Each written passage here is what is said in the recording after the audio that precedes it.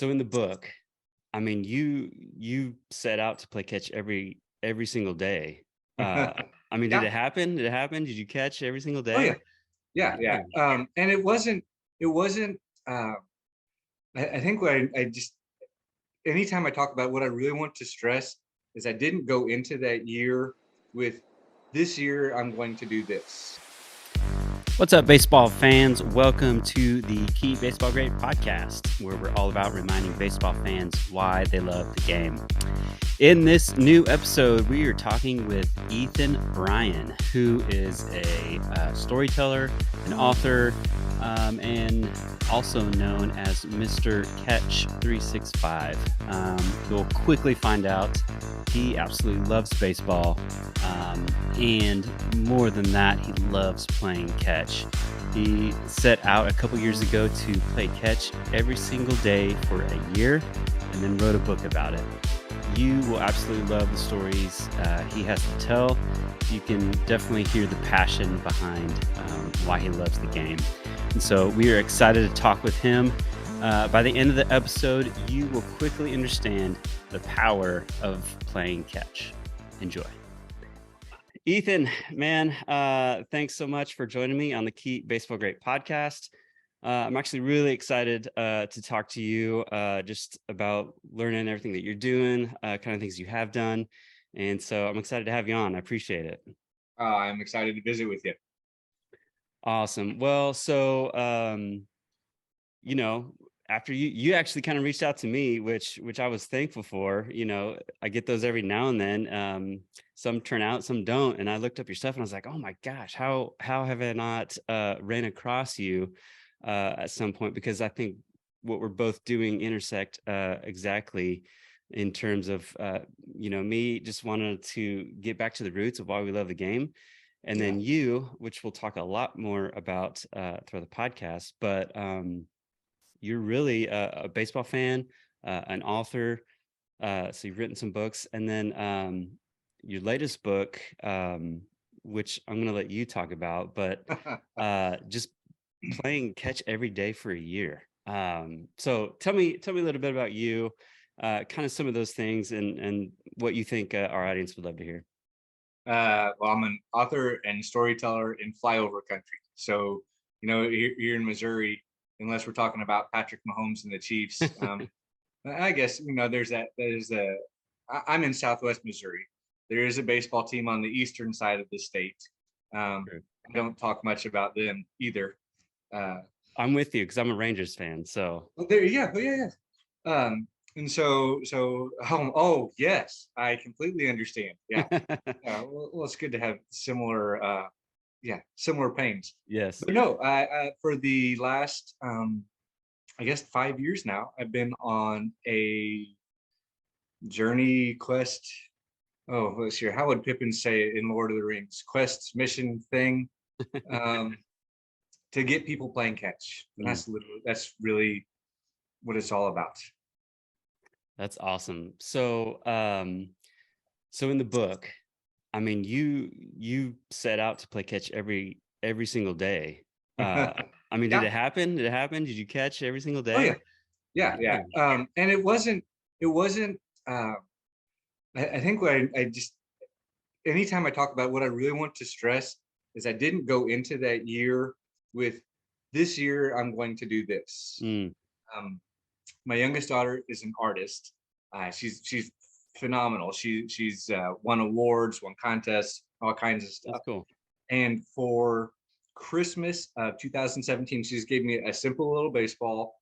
It's the plastic coated kind, and she wrote on it with Sharpie, "Dad, want to play catch." That was it. And Mm, so uh, how kids give their parents like gift cards or gifts, and so I thought this was something that she was giving to me that said she would be willing to play catch oh, cool.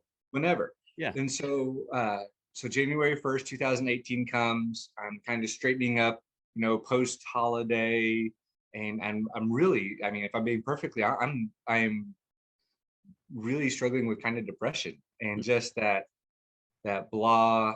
Um, what do I do now? What's happening now? Kind of thing. I was in.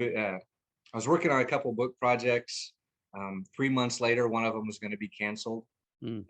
and I was really searching for something meaningful to do. So January 1st, I'm cleaning up my writing desk, and I see that ball that is literally sitting right above my computer screen. And I just yelled out to her. I said, "Hey, Sophie, you want to go play catch?"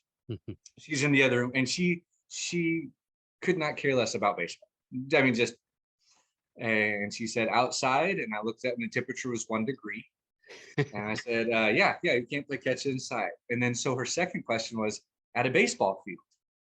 And I was just kind of searching my memory really fast. And then I thought of it's a local park, that used to be where they had professional or semi-professional fast pitch softball league, Okay. right next to a high school, right next to a pool. I said, "Yeah, I think I could get us on to a park." And then she was quiet. And so I figured that was the end of the conversation. And then all of a sudden she said, "Okay." And so we both just put on all these layers of clothes, drive, it was 10 minutes to the park or so, and take a couple minutes to stretch, and just immediately we were freezing. I mean, it was so Oh so man. cold. And we threw the ball 30 times, and by this time, just crying. It just, my fingers are just absolutely Yeah. stinging. And took a quick selfie on her phone, and we get back into our minivan, and we just turn the heat on high. That afternoon, my oldest daughter uh, calls out to me. I was folding laundry, and she said, "Hey, I'll play catch with you." I checked the temperature. Well, it's now 5 degrees outside. A I was little like, warmer. "Yeah." And so we stepped out in the backyard, and the dog came with us, and the dog was just going crazy, Yep. trying to steal the ball and everything. And it had warmed up just enough, or I don't know but our glasses were fogging over as we're playing Oh, that's catch. funny. Like, oh, this is exactly what you want. You want complications when you can't see. And so we played catch, and we stepped inside and took a quick selfie on her phone. And so that night we were having just family dinner at the table, and just talking about things that you talk about on January 1st. And they were the ones that said, "Dad, what would happen if you played catch every day for a whole year?" And I remember this. Because my reaction was laughing. I was like, I know exactly what would happen. I would need surgery. This is what would happen. Um, at that point, I had 3 or 4 major surgeries, and I don't want any more. Yeah. And they were the ones who were very encouraging and gracious, and said, you should just try. We know you like playing catch. You should just try it and see what would happen." Mm. And to be honest, I mean, yes, I love playing catch, but I probably would play catch about 3 or 4 times a year. And that was, I mean, Yeah. you had to find the right circumstances for it to happen. Right. And so they are the ones that deserve the credits, and should be appropriately applauded. That's amazing. That is so cool. I mean, again, like I'm a dad too, so you want to create experiences, right, for Yeah. your family, and they're gonna have that particular story for the rest of their life. And I think you probably talk a lot about this in the book. It's not really the catch that's happening. It's the experiences, the people you meet. The You talk, stories that are shared. Yeah. yeah. You talk a lot about, or you mentioned the phrase of the power of playing catch. Yeah. Uh, I mean, talk to me just a little bit about, what that phrase means to you and Well, it's really come to mean a lot. So I played catch for a year. It took me about a year to write the book. And the book came out in 2020. And since then, I just continued to I continued to process, why did this mean so much to me mm, and others, and why can I mean, I'm all I it crosses my mind almost every day of, I wonder if I can find someone to play catch with me today. I mean, I would, if it's possibly to be healthily addicted to an activity, I am a catch playing addict, mm, ambassador, however you want to put it. But what I have learned is we live in a culture that is play deprived. mm, That depression, anxiety, loneliness, and distrust are all increasing exponentially, and we are all digitally distracted hmm 90% of the time. And so you look at this culture that we're in, and playing catch is just this very, very simple activity, and it's defined as play, because when you're playing, there's no winners, there's no losers. Yep. It is just a physical, a form of exercise, and it addresses the way our brains and bodies process playing catch. It addresses all of these cultural ills, and brings fun into the mix. And so when I talk about the power of playing catch, one of the things that strikes me most is, sometimes I had to like convince, hey, just come try it, just come a couple of throws or whatever. Yeah. And what almost always happens is the hardest part is stopping, Mm.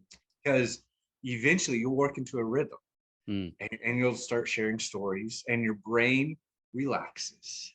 And it's funny, your brain relaxes, and at the same time it is so focused on what is, it's an activity that grounds you right now, because it's coordinating both sides of your brain. Mm. And because you're so grounded, right, you lose track of time. Mm. And you don't want to stop. Yeah. And it pulls you, it releases you from the pull of the phone, Mm-hmm. and those digital distractions, and you make a meaningful memory, a face-to-face connection with somebody else. And it's just, I literally could talk about this for hours, and I want to. I want people to experience this for themselves. Yeah. Yeah. No, I couldn't agree more. And for Keep Baseball Great, you know, like I said, it's all about reminding baseball fans why they love the game. And for a lot of young boys and girls and kids, uh, their love for baseball started with just going to play catch with mom, dad, brother, sister in the backyard. Yeah. Yeah. And so I think what you're doing is incredible. In fact, it's funny. I wrote an article just on our blog. This is probably like 3-4 years ago, and it's titled "The Most Effective Baseball Drill for Your Kids." And it was a lure, right? It's like, as a dad, I have a son who plays baseball, and I'm like always looking for the right drill. What's the next drill I can do? What's the edge I can get? And so, the title was a lure to get those people in, but all the drill is go in the backyard, stand some distance apart, throw the ball, and talk about life. And that's the drill. And I think a lot of times, even if a dad goes and plays catch, we're like, hey, you got to get your arm here, or trying to do some kind of correction. Why aren't you throwing hard?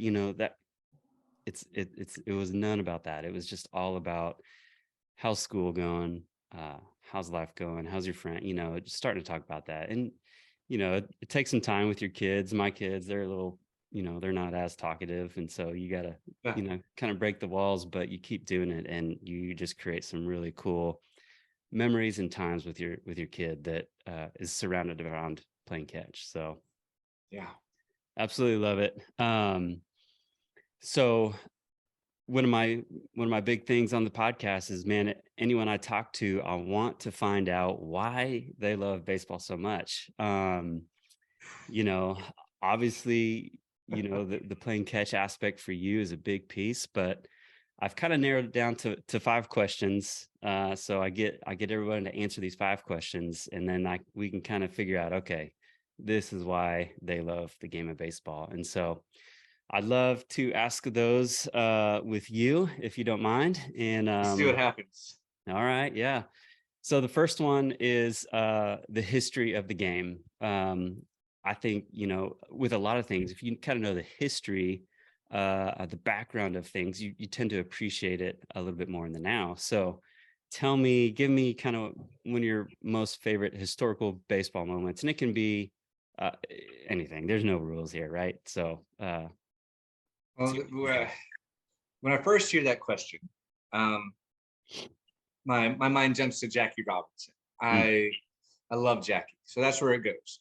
But then the next step is Eddie Geidel, and his plate appearance, which I just think is perfectly hilarious and whimsical and delightful. yes. Um, and then I think about my first game, which to be completely candid, I have uh, no active memory of it, but I've seen the effects of it. Mm, We lived in Lee Summit, which was a suburb of Kansas City, and after my dad graduated vet school at University of Missouri, and my mom worked at a preschool, and the preschool had a teachers' night out at Kauffman Stadium, and it was the spring of '79, and so I would have been 4 years old. And at this time, my parents aren't thinking, "Oh, let's get memorabilia or let's keep our tickets Right. or anything." I would have been 4, and my sister would have been 1. So they are taking care of us at a baseball game. And what they remembered is they said, "Well, it went like 15 or 16 innings, Oh man. and the Royals won on a walk-off home run." This was their memory. Okay. So this is what I had to look up. So I had no memories of it, but my best guess is on May 28th, 1979, I went to my first game of the Royals against the Orioles. It Okay. is a game in which George Brett hit for the cycle.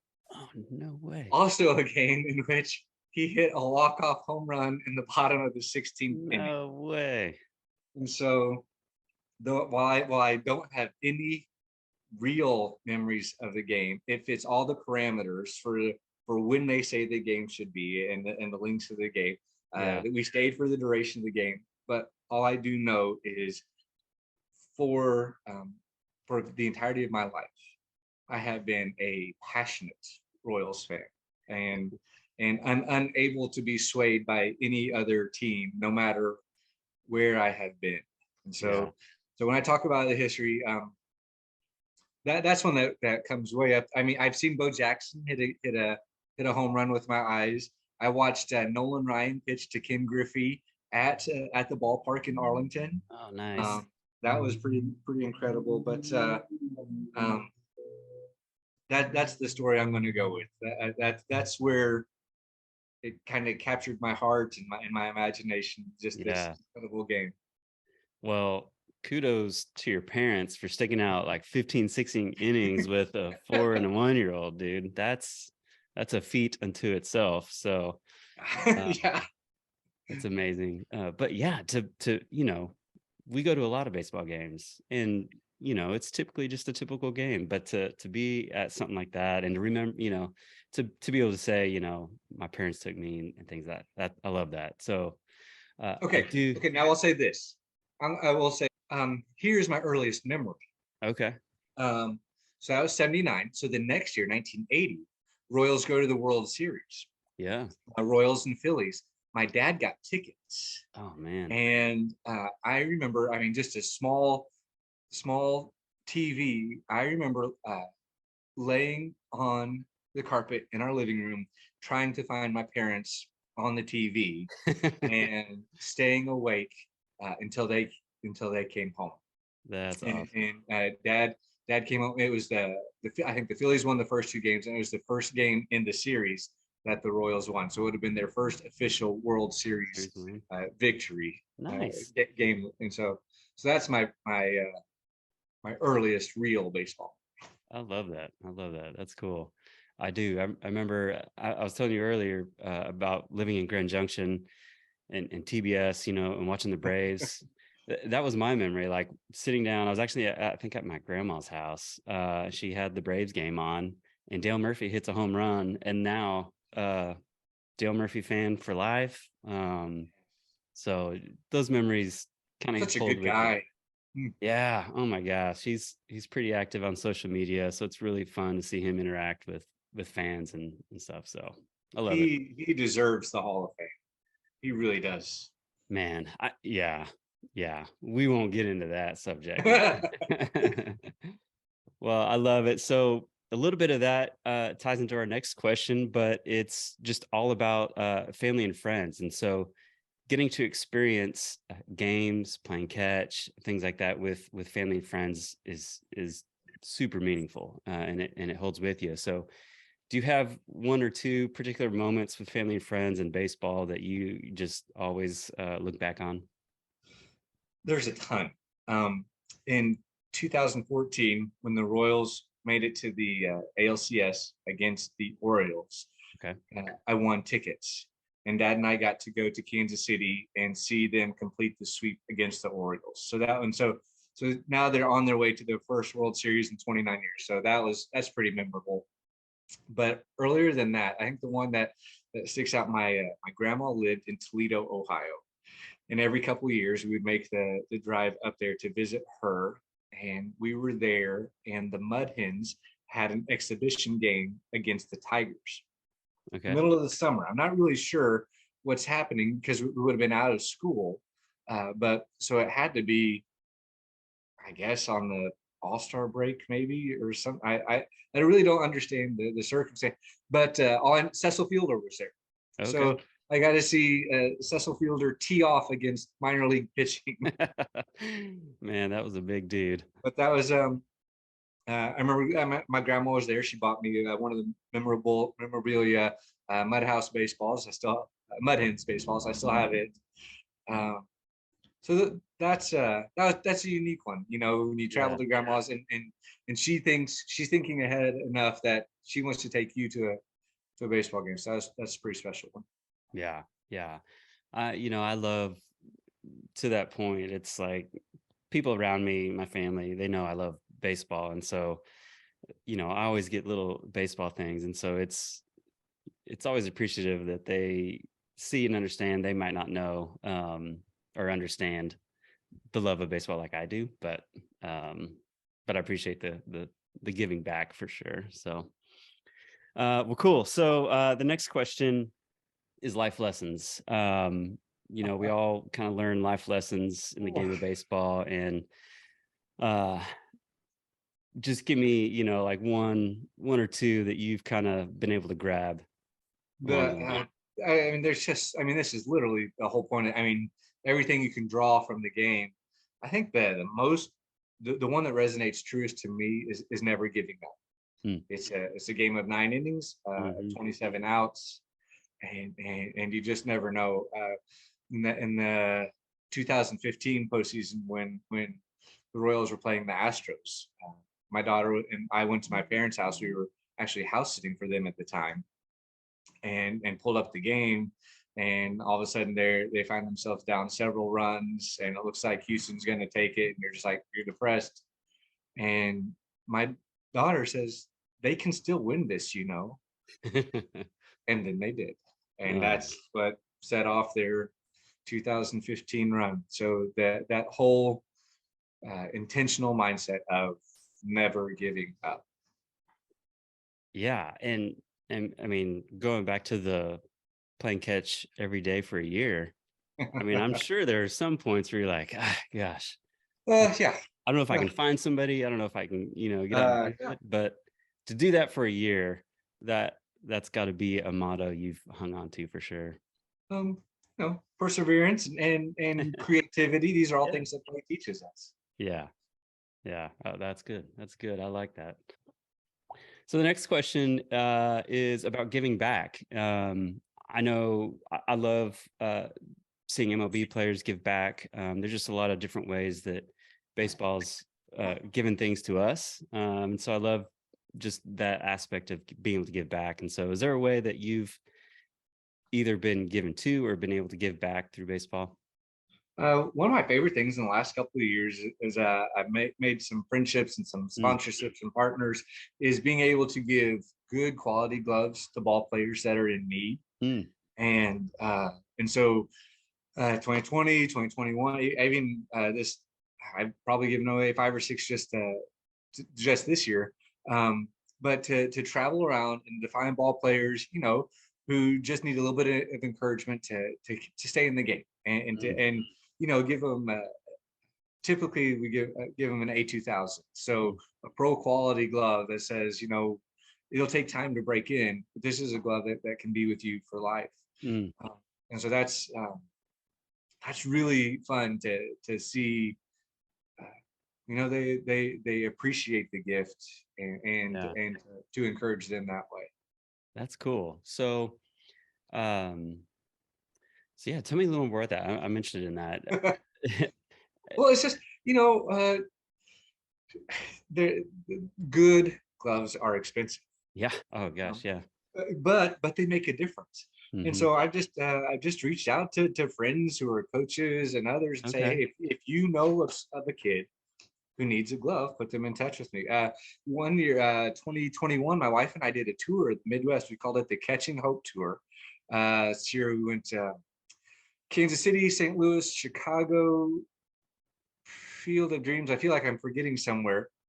And Rockford. Oh, Okay. and we gave away like 50 gloves to kids. One of my favorite ones was in Chicago. We played catch right across at a park, right across the street from where the White Sox play. Okay.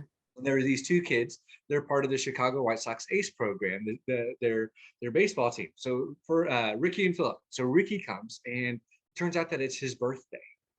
Oh We didn't man. know it, and he said it was one of his favorite days of playing catch, and he just completely Nice. caught.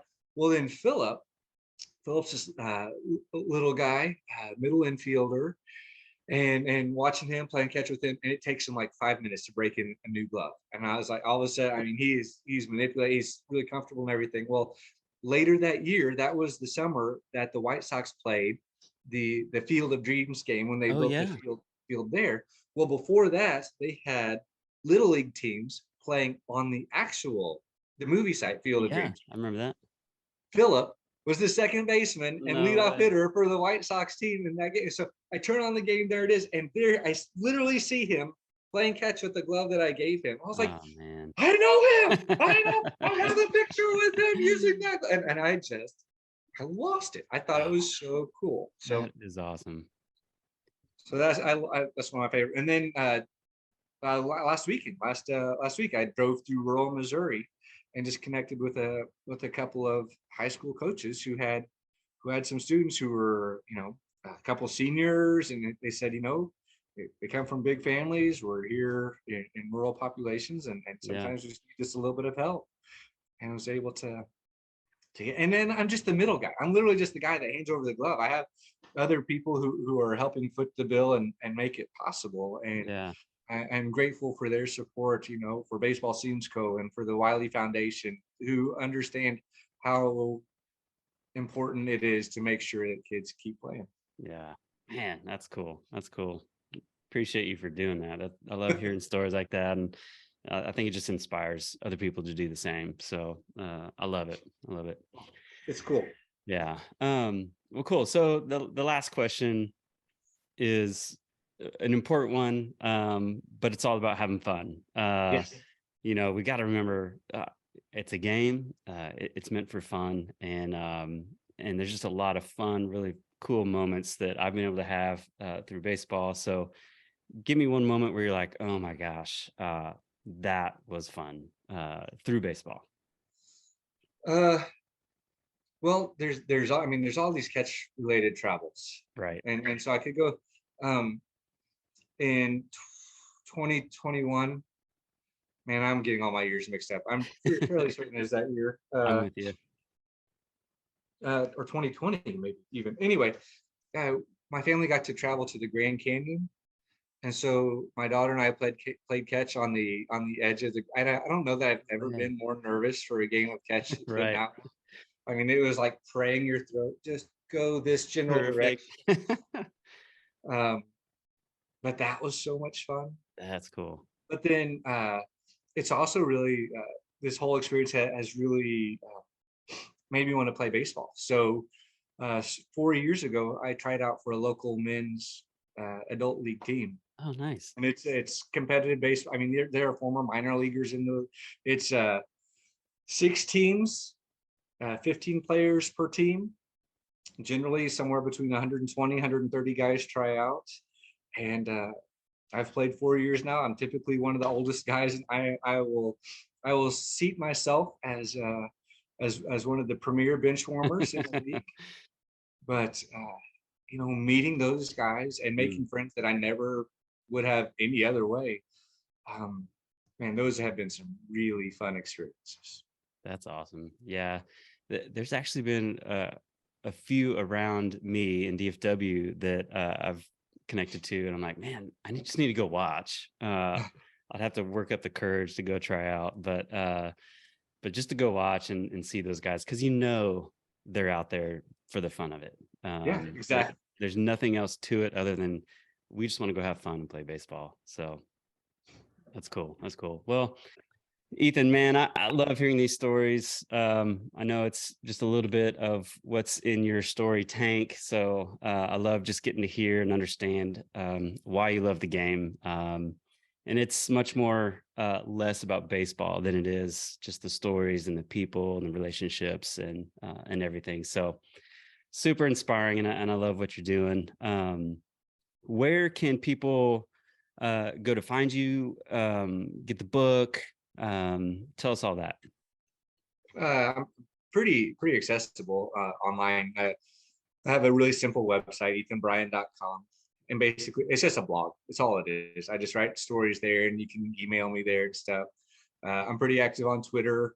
My daughters are teaching me Instagram, and I'm really bad at it. Yeah. No, I'm awful. I'm trying. So, and then of course, I mean, just I'm out there. If you really want me, I like to email because that way I can work with words and not images. Yeah. But Twitter and website, and then the book is just available anywhere. That my personal preference is go to your local bookstore and say, hey, can I order this book? And it might take a little bit longer, but you're supporting your local bookstore, and that's what my heart is. Love that.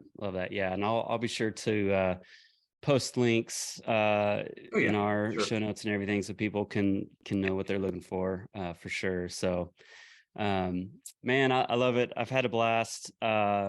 I'm gonna go out and play catch today at some point. All right, so I have a challenge for everyone. Nice. I had this idea, and really, I cannot. It's hard to express verbally how passionate I am about wanting people to play catch and to experience it. And I really think there is something when you commit to doing a practice day in and day out. It really changes. So it is the first post on my blog is called 30 Days of Catch. And so I have initiated a challenge for people to spend March 1st through March 30th playing catch every day. And I mean, it's a challenge. So I've put some parameters around it. And I mean, there are 15 goal catch partners that you have to find. Like play catch with a school teacher and a police officer and this complete stranger and somebody on your street. I mean, play catch with somebody who's at least 20 years older than you. I mean, so there are some parameters around it. But then half the partners you get to choose. But if you complete this, there are prizes. I have sponsors. Let's go. Wilson has donated a brand new A2000 for anyone. And basically, if you complete this, let me say this so I can cover. You'll be entered into a drawing. It's just a random drawing. I'm not choosing. It's going to be AI, so you can blame our technology overlords if you're not chosen. But you could potentially win a new Wilson A2000. You could win America's Game artwork from Baseball Seams Company. There will be two $50 gift cards from Baseballism. And then I'll have some autographed copies of the book. Cleburne Railroaders are donating a prize pack. And the Field of Dreams movie site is donating a prize. So if you play catch for 30 days, you could win. And just all I really want is people to get out there and play catch. I love it. Okay, so and then I want to cheer them on. Yeah. So go to the website, be the first blog post. Yep. And then there's a Google form to let me know that you're in it. Okay. And I mean, ideally, you're posting on social media every day, so I can make sure you're doing it okay. But I already have two friends who literally are not on social media, and they're like, "I want to do this so bad." I'm like, "Really?" They're like, "Yeah, I'll be." And I said, "Okay, here's the deal. You can email me the pictures. You can text me the pictures." And nice. And really, it's there have been 8 to 10 people who have started playing catch they're doing their own Catch 365 journey. Oh, cool. One of them just finished in January. He was at Kevin Negard in Sioux City, Iowa. He Okay. raised $369,000 for his local Miracle League through No, his year of playing catch. no way. And Wow. so and so and so so, so what's been really neat is people have reached out to me and said, "Hey, can I do this? Can I play catch for a year?" And this is my response: yes, absolutely. To let me know how I can follow you so I can cheer you on. Yeah. I want to encourage you and support. And then the last part is, all right, somehow we've got to figure out a way where we can meet for a game of catch. That's Yeah. it. And so we're working on building like this grassroots of community of people who carry gloves with them, just in case they meet someone who wants to play catch. Oh man, I'm in. I'm all in on this. I love it. I will definitely go check that out and also spread the Yes, word too. So I'm all in. I love it. I love it. yes. And what it is, what it really comes down to, uh, if you're thinking about it from a social media perspective, is these are small little story feel good stories Mm, of people playing together. So they're just little light spots in a day. What it comes down to in the grand scope of things is people sharing joy together mm. and building. And so it is I believe community changing feel good experiences. Yeah, yeah, yeah. I couldn't have said it better. I wholeheartedly agree, and can't wait to see. Already seeing kind of the fruits of what you've been doing, but then it just keep growing. So I love it, man. Well, thanks so much for joining me on the podcast. I'm excited to get this out there and spread the word. And it's been a lot of fun just being able to talk with you. So hopefully we can Agreed. play some catch soon. Well, I'll have to come down there this summer to make sure your gloves oiled, get that arm ready. I'll Let's catch you do in it. Texas. Let's do it. Man, thanks so much to Ethan for spending some time with us. I could not be more all in on what he's doing and what he stands for. I'm absolutely loving the power of playing catch. And so be sure to check out his book. You can find it, like he said, check out your local bookstore first. Other than that, you can probably find it online. You can find everything he's doing, the challenge he's doing, all at EthanBryan.com. So be sure to head over there and just read a few stories, join the challenge, get the book. You'll absolutely love it. So thanks again to Ethan. Before we close out the podcast, I want to make sure everyone knew that we have launched a new exclusive Facebook group just for Keep Baseball Great. And it's a small, close group of baseball fans. But really, I just wanted to have an exclusive place to be able to do giveaways, get some discounts. I'm even reaching out to other baseball brands and getting discount codes from them to be able to share with you. So I would love if you guys would jump in on that. I will share a link in the notes here. Other than that, you can probably just go to Facebook and search Keep Baseball Great. Make sure it's the Facebook group and not the page. So thanks again, guys, for tuning in. I truly appreciate it and just having a blast doing it. So let's keep baseball great.